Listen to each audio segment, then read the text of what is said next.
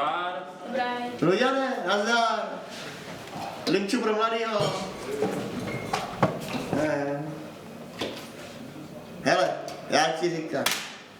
Ty tady toho kluka naučíš, hele. Jiříku, půjdeš volit? Ne.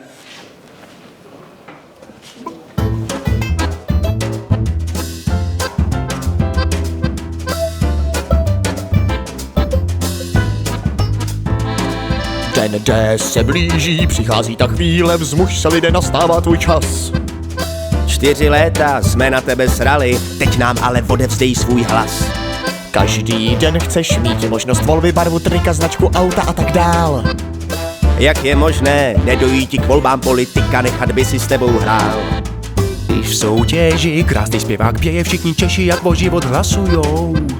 Když však o životě svém rozhodnout mají, tak se na to radši z vejšky vyserou. Oni budou rozhodovat další 4letí. My teď můžem naším hlasem zlomit prokletí. Vyměňte politiky, vyměňte politiky.